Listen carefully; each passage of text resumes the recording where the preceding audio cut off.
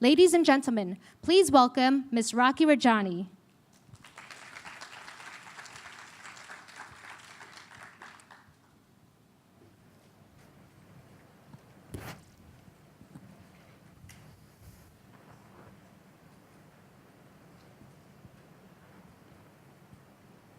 Good morning, everyone.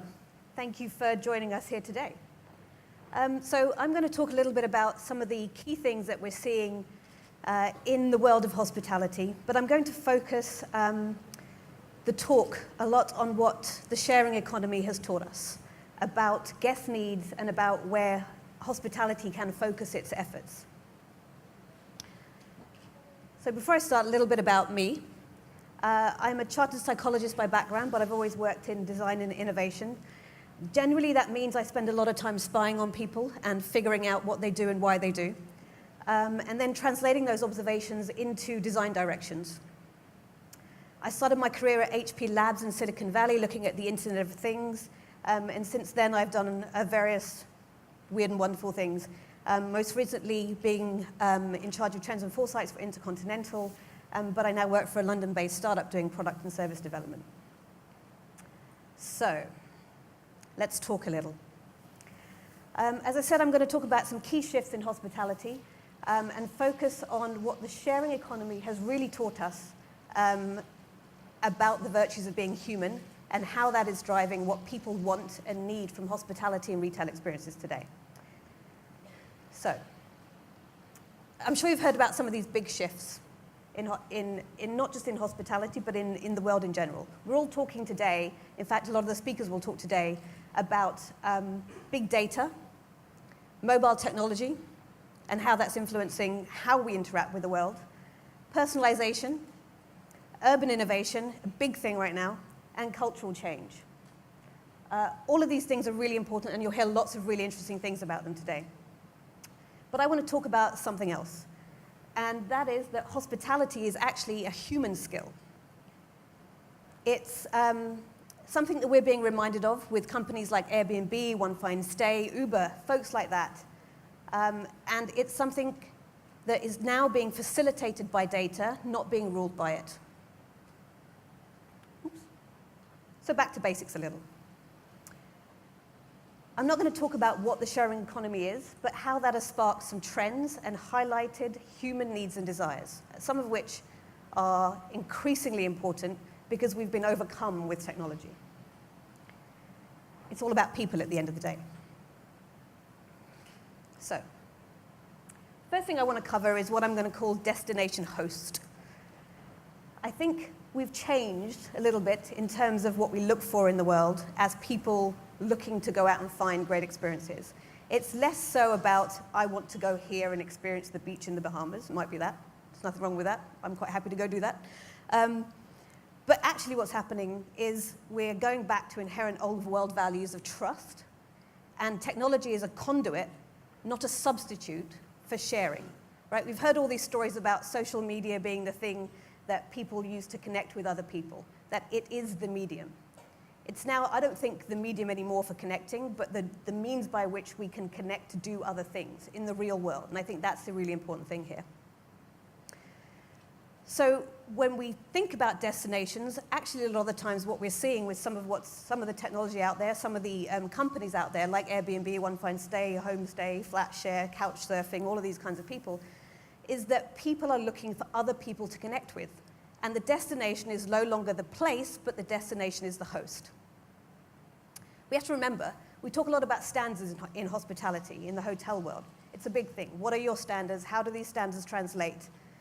But actually, hosts provide hospitality, and standards provide assurance and quality. They are two different things, and we need to keep those things in mind, I think. So what we're seeing, I think, a lot right now is this opportunity, actually, not even a need, but an opportunity for everyone to become a hotelier, everyone to be a host, everyone to showcase their environment, their skills, the way that they can look after you in their city. And it's a huge phenomenon, and it's actually opening up the world to and people to enable them to connect with other people in different ways. Why is that? Basic human need, trust. We want to trust people, right? We want to connect with people. And the sharing economy is building an economy that is based on trust. It's creating peer-to-peer platforms where reviews are the foundation of a community.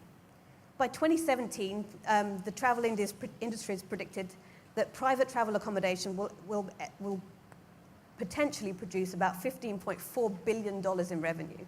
That's not hotels. That's not hotels producing that revenue. It's people connecting and connecting to other people. Peer-to-peer platforms thrive on evidence. This is what a lot of this stuff is based on. It is about experiencing something and then telling somebody else about that something. That's the difference. The next thing I want to talk about is something we're going to call rebirth in the cloud. Right? We're seeing traditional systems being reinvented through technology. That's because agility trumps legacy, right? And it's a way to be naturally asset light. It means that you can respond to shifts within the travel industry, within the market, within consumer needs. Generally, hospitality, when it's kind of connected to hotels, means that you don't have that agility. It takes a long time to build a hotel. It takes a long time to build those services. You're talking about idea to implementation is years. It's not months, it's years to put up an infrastructure, to put something up. When services are born and experiences are born in the cloud, you can be a lot more agile. Guests are naturally drawn to this, right? 83% of businesses see the value of using the cloud. It means that they can respond faster, and it can show their consumer that they can adapt to changing needs. It's a sign of agility, as we've just said, and responsiveness, and it's a great marketing point. To say that you can change something quickly is massively different to, hang on a sec, that will take me 2 years to make that difference to your bathroom. The other thing that I think is really important is we all have a passion for luxury. Who doesn't like nice stuff? Who doesn't like nice things? Who doesn't like to go out and spend money in all the shops that we see just outside the doors here? But we're seeing a difference now. We're seeing a shift from mass luxury, or what I'm calling full-fat luxury, to more premium services, right? Instead of the big stuff, we're seeing new hospitality propositions catering to the rising middle class and the professional elite. That doesn't mean that they don't like luxury goods and services. It just means they favor a different type of experience, and often that's about having a bit more control. Traditional full-service experiences are about exclusivity, but they're often viewed as being restrictive and overwhelming, having someone constantly follow you around trying to do something. If you've ever been to Dubai, you'll see that in abundance. If you've ever been to the Burj Al Arab, you literally have somebody following you around all the time. The millennial group, the boomer group even, right? Those with a different mindset do not like that kind of experience. They're looking for premiumness and exclusivity, but not overwhelming service. Big difference. As I said, autonomy, right? These people want to do things by ourselves. We know that we can carry our own bags. We know that we don't need someone to tell us where everything is. Autonomy is huge, a massive, massive selling point these days. There's going to be around 1.2 billion middle-class consumers by about 2030, and the emerging market opportunity is huge. That's where the majority will be. They have a different desire when it comes to exclusive items. They're looking for brands that give them exclusivity, but they're looking for brands that give them an experience that they can walk away with. Most importantly, as I said, they're looking for autonomy and control. They buy little and often, as opposed to massive purchases, and those are little ways to show not only their status, but also their ability to stay on trend. The next thing I want to cover is a new kind of loyalty. I remember my days at Intercontinental where we talked a lot about loyalty and rewards. Somewhere along the line, we've confused things, I think. Loyalty got translated into points that we make people collect, right? It became, how many points have you got? How many points can you use? What can I do with these points? The trouble is, though, points are actually a reward for frequency. They're not a reward for loyalty. I think that's a big difference. But we've connected frequency to loyalty, and that's just silly. People really want to take away a story and connect with others. So that means that I think we need to quantify loyalty differently to the way we've been doing it today. I was talking to a friend of mine, Rukatari. She's the editor of Harper's Bazaar Interiors in the Middle East. And she said that what people want to take away from travel experiences is an unforgettable narrative intrinsically entwined with the brand. That's not points, right? That's a very different thing to points, because we don't know how to use points anymore. So, what's the human need? Shareability. We want to walk away with shareable moments, something that we can talk about, something that we can tell over and over and over again at a dinner party. We don't provide those moments in hotel settings, in typical hospitality settings. But we do when we go and experience a connection with other people. I'll tell you now that I'll walk away from the few days here with stories about the people that I've met, the hospitality that we've received. I will not walk away telling you that I stayed in the Marriott or the Intercontinental or somewhere else, because I cannot tell the difference anymore, right? These brands are not differentiated. Our brands are not differentiated. What we can differentiate upon, though, is how we host, how we look after people, which is why earlier on I talked about destination host. And the sharing economy is allowing us to do just that, sharing our lives with other people, enabling us to have stories and connections and experiences that we cannot have anywhere else.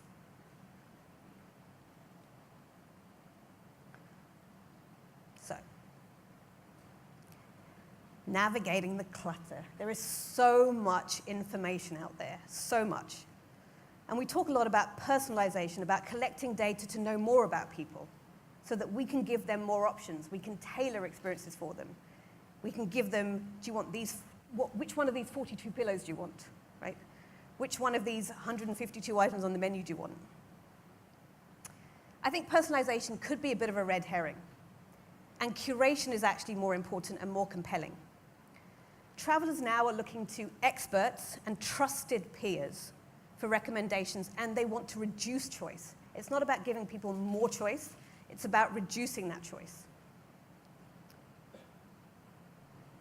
Peer review, some of the businesses that we're seeing popping up today, some of the businesses, some of these other speakers we'll talk about today, Stefan, Andreas, these guys down here, will talk about reducing that choice, right? Kind of making things smaller, giving you less options. Oh my God, said everyone, less options. We can't deal with less options. Yes, you can. We absolutely are getting overwhelmed by the amount of information that big data is producing, and we need to learn to filter out the noise and recognize the patterns. That's the most important thing about big data, is recognizing the patterns and doing something with those patterns, not just throwing data out into the world. Why? We need guidance. We're people, we need guidance. If you talk to people about personalization and what that means, 50% of people that I've spoken to, that a lot of other people have spoken to, will tell you that they want it. I want personalization. Really need it. If you ask them to tell you what that means, they probably couldn't tell you. What is personalization? I don't know. What can personalization do? Tell you what I like for breakfast? Right? We need to think about these words differently and provide, as I said, curated experiences and guidance versus just more information. Another thing I want to draw on is the rise of what we're going to call the Travelpreneur. We know that work can happen anywhere, data is accessible everywhere, and the notion of what it means to be at home is changing significantly. Staying needs are changing. From a few nights in a business hotel where you get to meet clients in the meeting rooms of that hotel. Instead now we're seeing the rise of more creative entrepreneurs, lots more women entrepreneurs, people that want to make stuff in collaboration with other people. That doesn't require meeting rooms. It requires a different kind of interactive space, a different place to work with people, a different place to stay and work. Those blurred, that line between business and leisure is massively blurred, right? And the hotels now are becoming, what's the word? Less conducive to that kind of working. So travel is no longer a treat, it's actually the norm. And it's something we do on a regular basis for more than just either going to see places or going to meet people. It's those two things happening together.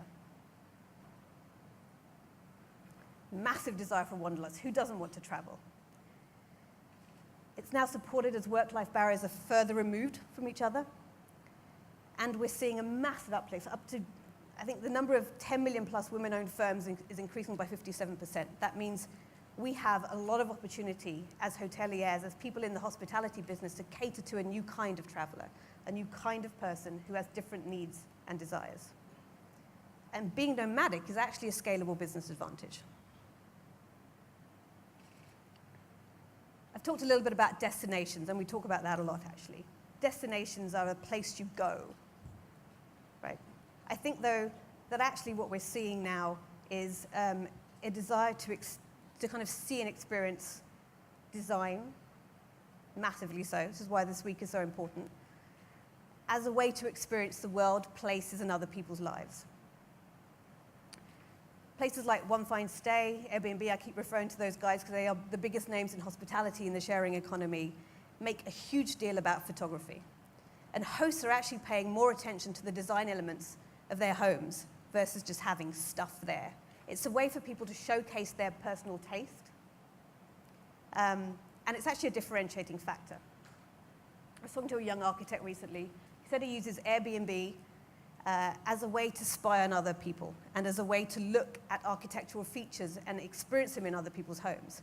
You have an opportunity to do that now. You never had that before, right? Which means your interpretation of cities, of towns, and of people is expanded hugely. Why? We're all curious. We're all inherently nosy about other people's lives, and we draw inspiration from others. You're lying if you tell me that you don't drool over interior design magazines and check out celebrity houses and check out other people's homes to see what other people are doing, to use that as inspiration for yourselves. If you tell me you don't, I don't believe you.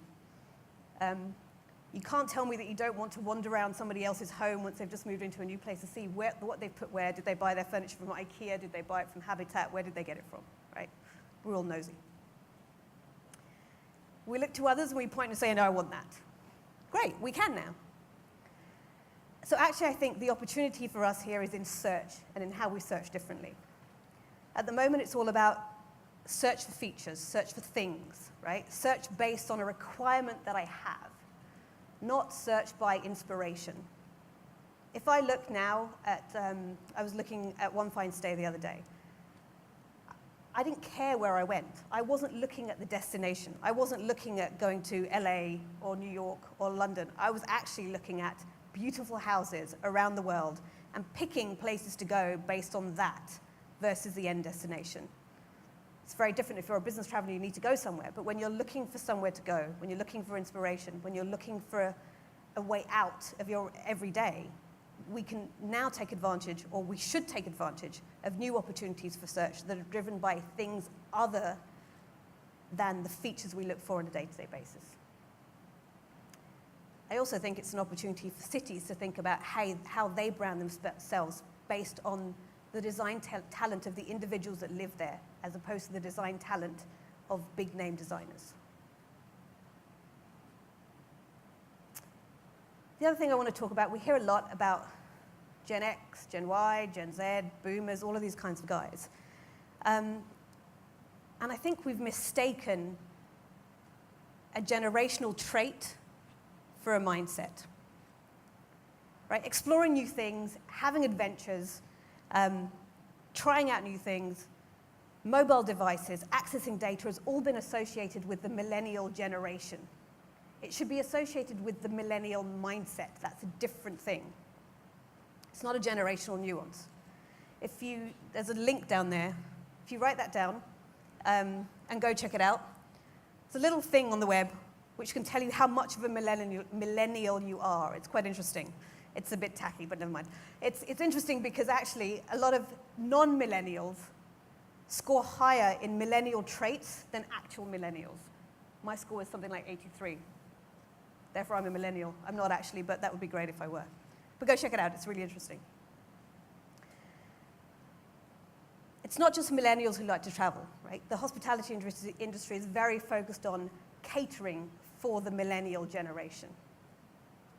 I think we need to cater for the millennial mindset that wants adventure, will embrace something new, and seek out smart solutions to problems. And that's where we need to focus in terms of innovation. Why? We all like experimentation, right? Boomers will spend about $157 billion on travel every year. They're checking off their bucket lists. They're checking off their, I want to do this, I want to do that, I want to do this, right? That's a millennial mindset. It's not a generation. Similarly, medical tourism, for instance, is a $40 billion business. And we're assuming that that's just for boomers. It's not at all. I think we're getting things confused here. So I think the opportunity is in thinking about mindsets, not just statistics and features of generations. I'm going to end on the last thing, which is actually my favorite, cross-generational travel. The extended family is back in vogue. The US and architects in the US are spending a lot more time trying to think about how to create the extended family home again, right? We went from big homes that fit in loads of people to tiny little flats that fit in two. We're now thinking again about extended families. Gen Y is struggling to make ends meet, and boomers are looking for connection again with their families, with their grandkids. So we're seeing a lot more cross-generational travel. I'm Indian, in case you hadn't realized. And I come from a family that is always together. It's kind of weird when we're not together. And we're in cross-generational situations all the time. The value of those experiences, the value of those connections is so strong these days because people live so far apart, right? Everyone's traveling, but we're always looking for those moments and times to come back together. This is why we're seeing a lot of opportunity in cross-generational travel. Family time, massively important, another basic human need. 53% of parents with kids under the age of 15 take their parents away on holidays with them.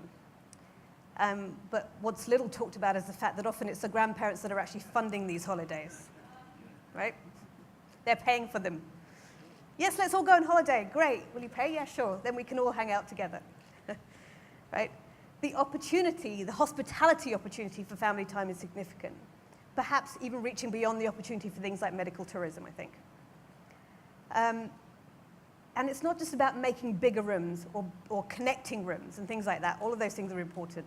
But it's about rethinking the services and amenities that we offer families. How do you enable grandparents and grandkids to spend time together? Where's the opportunity for us to create those moments, those spaces, those experiences? That's where I think we have a lot of scope. And we're not thinking about those things right now, right? We think about what can kids do on their own? What can parents do on their own? What can grandparents do on their own? What about those moments together? Disney does a great job of this, we know, right? But how do we do this within the hospitality world? I think that's a really great opportunity for us. So those were thought provokers, just to start the day with. And I wanted to use them as a way to kind of get us thinking about different ways of approaching hospitality. I deliberately haven't covered the normal steep analysis and trends and things because I think you probably know those things anyway. And hospitality is driven, and hospitality and design are driven by people, right? So in order to set you up for the rest of the day and the very inspiring talks you're going to hear from other people in just a second, I want to leave you with 3 questions that I'd like you to ponder as you listen to the other speakers today. The first is this: how would you create loyalty through moments of delight? Not points, not payment, not 15,000 million points make you one room for one night, but how would you create loyalty through moments of delight? The second question I want to leave you with is how might you merge big data with humanness, not just numbers, to create real connection versus computer-generated personalization?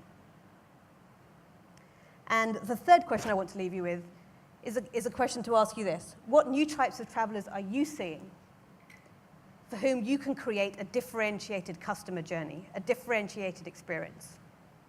I won't ask you for answers later on, although I might do, never know. But I hope you'll keep these things in mind as you listen to what some of these other guys have to say. Thank you from me for listening to me. You'll be fed up with me by the end of the day because I'll be coming up and asking lots more questions of the speakers today.